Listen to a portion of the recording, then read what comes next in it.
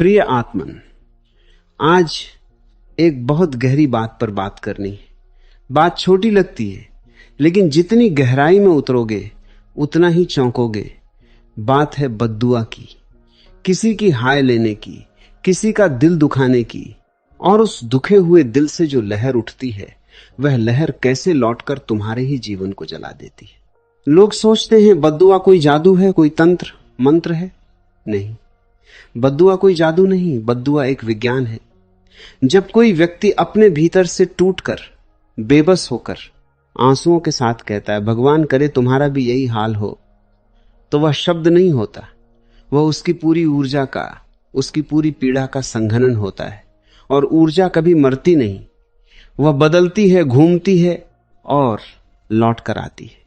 यही जीवन का नियम है। इसे तुम कर्म कहो, इसे तुम भौतिकी कहो। न्यूटन ने भी यही कहा था, हर क्रिया की बराबर और विपरीत प्रतिक्रिया होती है। बद्दुआ भी एक प्रतिक्रिया है जो देर से आती है, लेकिन आती जरूर है। तो आज मैं तुमसे 5 ऐसे लोगों की बात करूंगा जिनकी बद्दुआ से हमेशा बचना चाहिए। और ध्यान रखना, यह डर की बात नहीं है, यह जागरूकता की बात है। डरा हुआ आदमी अच्छा नहीं बनता, जागा हुआ आदमी अच्छा बनता है। फर्क समझना। पहला है माता पिता। सुनो, ये जो शरीर तुम्हें मिला है, ये जो सांस चल रही है, ये किसी दुकान से नहीं खरीदी गई। ये माता पिता ने अपने खून से, अपनी नींद हराम करके, अपने सपनों की कुर्बानी देकर तुम्हें दी है। जब एक मां रात भर जागकर बच्चे को अपनी छाती से लगाए रखती है, तब वह किसी पुण्य के लिए नहीं जागती, वह प्रेमवश जागती है। और जब वही मां, वही पिता बुढ़ापे में उपेक्षित होकर अकेले कोने में बैठकर आंसू बहाते हैं, तो उनके भीतर से जो निःश्वास निकलती है, वह सीधे अस्तित्व तक पहुंचती है। मैंने हजारों लोग देखे हैं जिनका सब कुछ था, पैसा, पद, प्रतिष्ठा, लेकिन भीतर से खोखले थे, क्योंकि किसी मोड़ पर उन्होंने अपने ही जन्मदाता का दिल दुखाया था। इसे तुम अंधविश्वास मत समझना, यह मनोविज्ञान भी है। जिसने मां बाप का अपमान किया, उसके भीतर एक अपराधबोध बैठ जाता है, और वह अपराधबोध ही उसकी सफलता को, उसकी शांति को भीतर से खा जाता है। तो पहली बात, पहला सूत्र, माता पिता की आंख में कभी आंसू मत आने देना, और अगर आ ही जाए भूल से तो लौटकर उसे पोंछ देना, देर मत करना। दूसरा है गुरु, या वह जिसने तुम्हें कुछ सिखाया। समझो, गुरु का अर्थ केवल कोई साधु संत नहीं। गुरु वह भी है जिसने तुम्हें अक्षर पहचानना सिखाया, जिसने तुम्हारे हाथ में पहली बार कलम पकड़ाई, जिसने तुम्हें वह हुनर दिया जिससे आज तुम रोटी कमा रहे हो। बुद्ध कहते थे, ज्ञान सबसे बड़ा दान है, क्योंकि धन बांटने से घटता है, ज्ञान बांटने से बढ़ता है। जिसने तुम्हें अपना ज्ञान बिना शर्त दिया, अगर तुम उसका अपमान करते हो, उसे भुला देते हो, उसे नीचा दिखाते हो, तो तुम अपनी ही जड़ों पर कुल्हाड़ी चला रहे हो।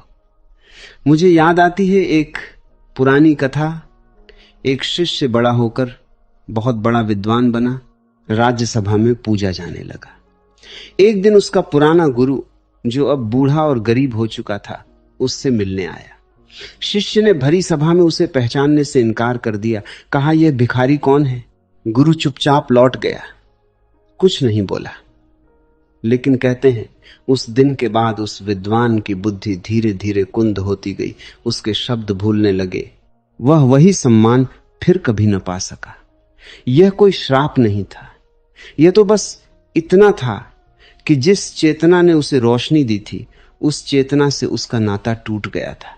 तो दूसरा सूत्र, अपने गुरु को, अपने शिक्षक को, चाहे वह कितना भी साधारण क्यों न लगे, कभी अपमानित मत करना। तीसरा है गरीब और असहाय व्यक्ति। यह बहुत सूक्ष्म बात है, ध्यान से सुनना।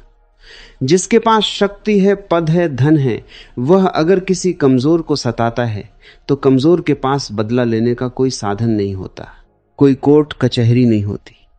उसके पास बस एक ही चीज बचती है, उसकी हाय, उसकी टूटी हुई सांस, उसकी बेबस आंखों से बहते आंसू।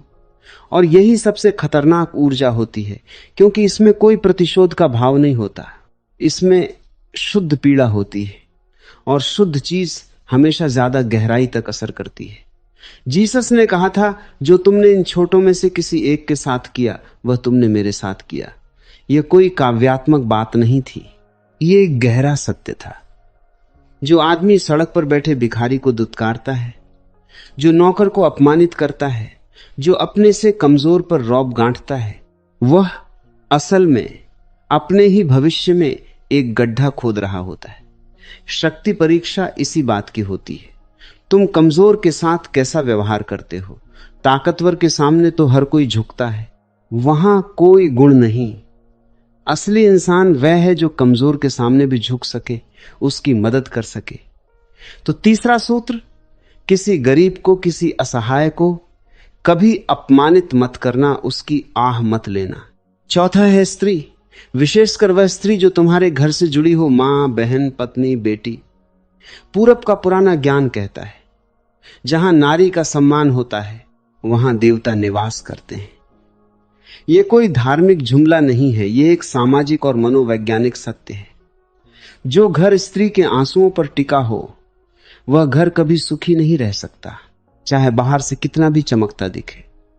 मैंने बहुत घर देखे हैं जहां हर भौतिक सुख था, लेकिन घर के भीतर एक अदृश्य अशांति थी, एक बेचैनी थी, क्योंकि घर की स्त्री भीतर ही भीतर घुट रही थी।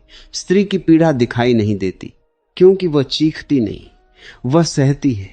और जो पीड़ा सही जाती है वह कहीं गायब नहीं होती, वह घर की दीवारों में, घर के बच्चों में, घर के भविष्य में समा जाती है। तो चौथा सूत्र, अपने घर की स्त्री को कभी इतना मत रुलाना कि उसका दिल ही टूट जाए। और पांचवा, आखिरी और सबसे सूक्ष्म, वह व्यक्ति जिसने तुम पर भरोसा किया और तुमने उसका विश्वास तोड़ा। सोचो, जब कोई व्यक्ति अपनी पूरी श्रद्धा के साथ, अपनी पूरी सरलता के साथ तुम पर विश्वास करता है, अपना धन तुम्हें सौंपता है, अपना राज्य तुम्हें बताता है, अपनी पीठ तुम्हारे सामने खोलकर खड़ा हो जाता है, और तुम उस विश्वास को छल में बदल देते हो, तो यह सबसे बड़ा पाप है। क्योंकि यह हिंसा शरीर पर नहीं, आत्मा पर होती है। जिस पल वह व्यक्ति ये जानता है कि जिस पर उसने सब कुछ लुटा दिया उसी ने उसे धोखा दिया, उस पल जो भीतर टूटता है वह टूटन शब्दों में बयां नहीं हो सकती। और यह टूटन, यह भीतर की चीख बिना बोले भी अपना काम कर जाती है। तो पांचवा सूत्र, जिसने तुम पर भरोसा किया हो उसके भरोसे को कभी मत तोड़ना, चाहे कितना भी फायदा दिख रहा हो। अब सवाल यह उठता है, अगर भूल से यह हो गया हो, अगर पीछे मुड़कर देखो तो याद आए कि हां, मैंने अपने माता पिता को दुखाया, या किसी गुरु का अपमान किया, या किसी गरीब को दुत्कारा, या किसी स्त्री को रुलाया, या किसी का भरोसा तोड़ा, तो अब क्या करें? क्या यह सब लौटाया नहीं जा सकता? लौटाया जा सकता है। यही तो सुंदरता है अस्तित्व की। कोई भी दरवाजा हमेशा के लिए बंद नहीं होता। जाओ, जिसे दुखाया है उसके पास जाओ। कहो नहीं भी सकते तो मन ही मन क्षमा मांगो, लेकिन अगर मौका मिले तो शब्दों में भी मांगो। सेवा करो, प्रेम करो, वापस दो जो छीना था। और अगर वह व्यक्ति अब इस दुनिया में नहीं है तो उसकी याद में कुछ अच्छा करो, किसी और की मदद करो उसके नाम पर। ऊर्जा का चक्र इसी तरह पूरा होता है। बद्दुआ को आशीर्वाद में बदला जा सकता है, बशर्ते तुम सच्चे मन से पलटो। तो याद रखो, ये 5 लोग तुम्हारे जीवन के 5 दर्पण हैं। इनकी आंखों में देखोगे तो अपनी असली सूरत दिखेगी। इनकी आह मत लेना, इनके आंसुओं का कारण मत बनना, क्योंकि जब ये 5 खुश होते हैं तो जैसे पूरा अस्तित्व तुम्हारे पक्ष में खड़ा हो जाता है, और जब ये 5 रोते हैं तो कोई पूजा, कोई हवन, कोई तीर्थ तुम्हें नहीं बचा सकता। बस इतना ही आज। इसे किसी डर की तरह मत लेना, इसे एक समझ की तरह लेना। जो समझ के साथ जीता है वह श्राप से नहीं, आशीर्वाद से घिरा रहता है।